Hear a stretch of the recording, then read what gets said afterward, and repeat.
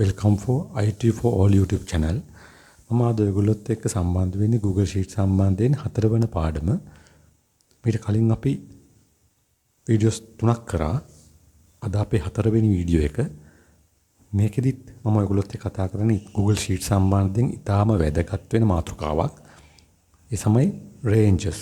කලින් අපි වීඩියෝ එකකින් syntax එක ගැන කතා කරා. ඒ කියන්නේ Google Sheet එකක කොහොමද අපි function එකක් ලියන්නේ? අපි ලියනකොට ස්ට්‍රක්චර් එක මොකක්ද කියලා බොහොම සරලව කතා කරා. එහෙනම් අද පාඩමේ නම තමයි ranges. මේ range එක කියන එක මම ඉංග්‍රීසියෙන් කියන range කියන එක මම කරන්නේ ඇති තියරි මොකක්ද කියලා. ඒතකොට මේ range එක මොකක් වැදගත් කොටස Google Sheet වල මොකද ඒක ඔයාලට වැදගත් වෙනවා මේ Google Sheet එකේ cells එක වැඩ කරනකොට. මෙතනදී අපි කොහොමද cell එකක් තෝරන්නේ? ඒ වගේම cells කිහිපයක් තෝරන්නේ? කොලම් එකක් තෝරන්නේ සහ රෝ එකක් තෝරන්නේ කොහොමද කියන එක ගැන කතා කරනවා. ඒ වගේ මම මෙතනදී ඔයගොල්ලොත් එක්ක කතා කරන්න කැමති තවත් ඊටාම වැදගත් දෙයක් නැවතත් මම කලින් වීඩියෝ එකේදී මේක පොඩ්ඩක් සඳහන් කරා. ඒ තමයි මේ the name box කියන එක. මේක තමයි මේ Google Sheet වල name box කියලා කියන්නේ. මේ තියෙන මෙන්න මෙතන මේ drop down menu එකකුත් එක තියෙන මෙන්න මේකට අපි කියනවා name box කියලා. හරි?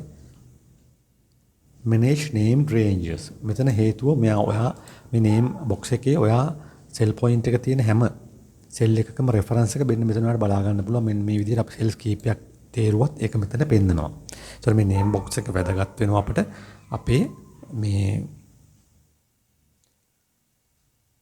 cell reference එක හොයා ගන්න. හරි. ඒක මෙන්න මම පොඩි අදහසක් කිව්වේ මේ අපි අද පාඩමේදී පටන් ගන්න කලින් මේ name box එක ගැන තව ඉස්සරහා chapters වලදී මේ ඉස්සරහ tutorials වලදී මේ name box එක ගැන අපි තව වැඩිදුරටත් සාකච්ඡා කරමු. අපි මුලින්ම බලමු කොහොමද මේ cell එකක් තෝරන්නේ කියලා. අපිට ඇත්තටම හරිම පහසුයි cell එකක් තෝරන්න. cell එකක් තෝරන්න අපිට පුළුවන් මේ cell point එක තියෙන හැම තැනකම cell එකක් තියෙනවා. අපි බලමු කොහොමද cell එකක් තෝරන්නේ කියලා. අපිට පුළුවන් මේ mouse point එක ගෙනහිල්ලා මෙන්න මේ cell එකක් උඩ තිබ්බට පස්සේ තියලා ක්ලික් කරාම left click කරාට පස්සේ mouse button එකේ අපිට අදාළ cell එක තේරෙනවා. මෙන්න මේ වෙලාවම තෝරලා තියෙන්නේ A1 කියන cell එක. name box එක ඇතුලේ බලා ගන්න පුළුවන් ඒ cell එකේ නම A1 කියලා මේ. ඒ කියන column එකේ පළවෙනි row එක. එහෙම තමයි හැදෙන්නේ cell reference එක. ඒකට මම තෝරලා තියෙනවා A1 කියන cell එක. මට ඕන නම් C1 කියන cell එක තෝරන්න. මට තියෙන්නේ මෙන්න mouse point එක මෙතෙන්ට ගෙනල්ලා ඒක උඩ ක්ලික් කරන්න. එතකොට C1 උඩට ගෙනල්ලා ක්ලික් කරාම අන්න cell point එක දෙන්න එනවා. ඒ විදිහට අපිට cell එකක් තෝරගන්න පුළුවන්. ඔය විදිහට තමයි අපිට cell එකක් තෝරන්න පුළුවන්. ඒ වගේම මේක keyboard එකේ arrow keys වලින් කරන්නත් පුළුවන්. mouse එක පාවිච්චි කරන්නේ නැතුව ඔයා try කරලා බලන්න keyboard එකේ arrow keys උඩ ක්ලික් කරලා cell point එක එක ස්ථාන වලට යනවා. ඒතර විදිහට අපිට පුළුවන් cell එකක් තෝරගන්න. අපි බලමු එක සැරේ කොහොමද cells කීපයක් තෝරන්නේ නැත්නම් කොහොමද අපි multiple cells තෝරන්නේ. මේක හරියම පහසුයි. මෙතනදී ඔයා කරන්න ඕනේ අපි හිතමු ඔයාට තෝරන්න ඕනේ A1 C5 සහ B4 කියන cells කියලා. එහෙනම් ඔයා ඉස්සෙල්ලාම ඔයාගේ cell point එක A1 cell එක උඩ තියලා left click කරනවා. දැන් ඔයාට ඕනේ තෝරන්න අපි නිකන් හිතමු C4 cell එක කියලා. එතකොට ඔයා කරන්නේ control button එක mouse එකේ control button එක keyboard එකේ press කරගෙන ඔයාගේ cell point එක ගෙනියනවා C4 cell එක උඩට. ගිහිලා left click කරනවා. ඔන්න අපි දැන් cell දෙකක් තේරුවා A1 සහ C4 කියන cell දෙක. දැන් මීට අමතරව අපිට තෝරා ගන්න ඕනේ කියලා හිතන්න. ඔයාට B10 කියන cell එක අපි නිකන් කියමු. එහෙනම් ඔයා කරන්න ඕනේ මොකද්ද B10 කියන cell එක උඩ mouse pointer එක ගේනවා. හැබැයි keyboard එකේ control button එක click කරගෙන ගෙනල්ලා left click කරනවා. අන්න අපි දැන් cells තුනක් එක සැරේ තේරුවා A1 C4 සහ B10 කියන multiple cells ටික තෝරාගත්තා. මේක තේරුවේ control එක press කරගෙන mouse එක left click කරගෙන කරලා තමයි අපි තේරුවේ. control එක press කරගෙන mouse එක left click කරලා තමයි අපි මේ cell තුන තේරුවේ. මේ විදිහට අවශ්‍ය ඕනෑම cells ගානක් තෝරන්න පුළුවන්. මල්ටිපල් සෙල්ස් ගන්න තෝරන්න පුළුවන් මෙන්න මේ ක්‍රමවේදයට. මම නැවතත් කිව්වොත් එimhe කීබෝඩ් එකේ කන්ට්‍රෝල් බටන් එක CTRL එක ප්‍රෙස් කරගෙන මවුස් පොයින්ටර් එක අදාළ තැන්වල තියලා left click කරන් ගියාට පස්සේ left mouse button එක click කරද්දී අපිට පුළුවන් අවශ්‍ය සෙල් ප්‍රමාණයක් multiply select කරගන්න. ඒතර ඔය විදිහට තමයි අපි සෙල්ස් කීපයක් තෝරගන්නේ. හරි අපි එහෙනම් කොහොමද කොලම් එකක් තෝරගන්නේ? අපිට කොලම් එකක් තෝරගන්න පුළුවන් අපිට තියෙන මෙන්න මේ A කියන කොලම් එක උඩට ගෙනහිල්ලා මේ උඩ ක්ලික් කරන්න. එතකොට ඔයාලට පේන පාට වෙනස් වෙනවා. එතකොට අපිට සම්පූර්ණයෙන්ම A කොලම් එකම තෝරගන්න පුළුවන් ඒ විදිහට. ඊළඟට අපි ඒකම B කොලම් එක උඩ තිබ්බොත් ওই විදිහට B කොලම් එක තෝරගන්න පුළුවන්. C කොලම් එක උඩ තිබ්බොත් C කොලම් එකම තෝරගන්න පුළුවන් සම්පූර්ණ C කොලම් එකම. අපිට කරන්න තියෙන්නේ මවුස් පොයින්ටර් එක මෙන්න මේ උඩ කොටසට උඩ මෙන්න මේ ABC කියන මේ කොටස් වලට ගෙනින් left click කරන එක විතරයි. ඒ විදිහට අපිට කොලම් එකක් තෝරගන්න පුළුවන්. row එකක් තෝරගන්න පුළුවන්. මෙන්න මේ පැත්තේ තියෙන 1 2 3 4 5 row numbers එකකින් අදාළ එක උඩ ක්ලික් කරා නම් අපිට A කියන row එක තෝරගන්න පුළුවන්. මේ තුන්වෙනි row එකේ මෙන්න මෙතන ක්ලික් කරොත් mouse point එක ගෙනල්ලා ඔන්නම තෝරගන්න පුළුවන්. අපිට 10 වෙනි row එක තෝරගන්න ඕන නම් මේ 10 උඩට ගෙනහිල්ලා mouse pointer එක ක්ලික් කරාම අපිට 10 වෙනි row එක තෝරගන්න පුළුවන්. එතකොට row එකක් සහ column එකක් ওই විදිහට අපිට තෝරගන්න පුළුවන්.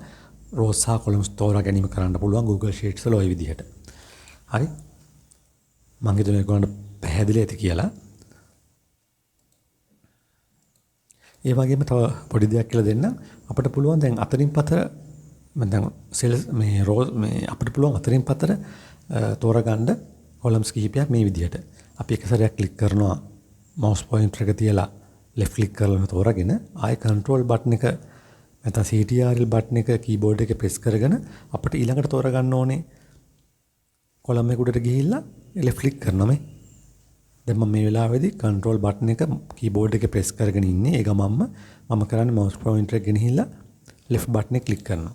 අන්න අපි තෝරාගත්තා multiple columns ටිකක් අර විදිහට keyboard එකේ control button එකයි mouse pointer එකේ mouse එකේ left button එකයි click කරලා අපිට ওই විදිහෙම ওই ක්‍රමෙම කරන්න පුළුවන් rows තෝරගද්දි අපිට මේ අවශ්‍ය row එක ඉස්සෙල්ලා තෝරාගෙන keyboard එකේ control button එක press කරගෙන අපි තෝරගන්න ඕනේ අවශ්‍ය rows numbers ළඟට ගෙනහිල්ලා අපි left click කරා යනවා. ඔය විදිහට අපිට පුළුවන් multiple rows තෝරගන්න.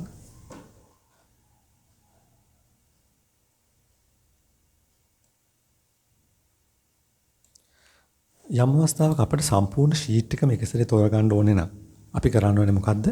මෙන්න මේ කෙළවරේ තියෙනවා කොටුවක්. ඒ කියන්නේ වම් පැත්තේ ඔයාගේ ස්ප්‍රෙඩ්ෂීට් එකේ වම් පැත්තේ ඉහළ මෙන්න මෙතන කොටුවක් තියෙනවා. ඒ කොටුව උඩ ක්ලික් කරන්න. ඔයා ඒ කොටුව උඩ ක්ලික් කරාට පස්සේ ඔයාට සම්පූර්ණයෙන්ම තෝරගන්න පුළුවන් වෙනවා සම්පූර්ණ ස්ප්‍රෙඩ්ෂීට් එකම එක සැරේම. හරි ඒක බොහොම පහසුයි. සම්පූර්ණ ස්ප්‍රෙඩ්ෂීට් එකම එකතැන තෝරගන්න පුළුවන්. ඔයාට තියෙන මෙන්න මේ කොටුව උඩ මෙන්න මේ විදිහට left click කරන්න. mouse එකේ left button එක click කරන්න. ඒ විදිහට පුළුවන් සම්පූර්ණ sheet එකම select කරගන්න. ඒ වගේම අපි keyboard shortcut එක ගැන කිව්වොත් එහෙම සම්පූර්ණම sheet එක එතන click නොකර සම්පූර්ණ sheet එක තෝරගන්න පුළුවන් අපිට keyboard එකේ control button එකයි A press කරලා. ඒක තමයි shortcut key එක සමස්ත sheet එකම එකසැරේ තෝරගන්න shortcut key එක තමයි CTRL+A. එහෙම නැත්නම් control button එකත් එක්ක A press කරලා Google Sheet එකේ සම්පූර්ණ sheet එකම එකසැරේ තෝරගන්න පුළුවන්. මෙන්න මෙතන click කරනවා වෙනුවට mouse එකේ මෙතන left click කරන වෙනුවට පාවිච්චි කරන්න පුළුවන් ඒ shortcut key එක. ඒ වගේම අපිට අවශ්‍ය range එකක් තෝරගන්න පුළුවන්. mouse pointer එක අපි හිතමු mouse pointer එක තියෙනවා මෙන්න මේ C5 mouse pointer එක තියෙනවා අපි මෙන්න මේ B5 කියන cell එක උඩ තියලා left click කරනවා. එතකොට අපිට මේ cell එක තේරෙනවා. අපිට පුළුවන් අපේ mouse එකේ left button එක click කරගෙන ඔබාගෙනම drag කරොත් මෙහෙම අන්න අපිට අවශ්‍ය cell range එක තේරෙනවා. එතකොට මේ range එක තෝරගත්ත cell range එක මෙතන ඔයාලට පේනවා name box එකේ display වෙනවා. අපි තෝරන්න තියෙන B5 cell එකේ ඉඳලා E14 කියන cell එක දක්වා range එක. මේ B5 cell එකේ ඉඳලා E14 කියන cell range එක අපි තෝරන්න තියෙන්නේ. ඒක අපි තෝරගත්තේ කොහොමද? අවශ්‍ය තැන cell point එක තියලා මේ විදිහට අවශ්‍ය තැන දැන් අපි තිබ්බේ B5 cell එකේ cell point එක mouse එකේ left button එක click කරගෙන අපි මෙහාට ට්‍රැක් කරන්න තමයි අවශ්‍ය. එතකොට අපිට පුළුවන් අදාළ සෙල් රේන්ජ් එක තෝරගන්න. ඒකට අපි B5 සිට මෙතන E13 දක්වා සෙල් රේන්ජ් එක තේරුවා. හරි මම හිතනවා අද අපි කතා කළේ මේ selection of cell ranges මෙතන අපි කොහොමද මේ සෙල්ස් තෝරගන්නේ?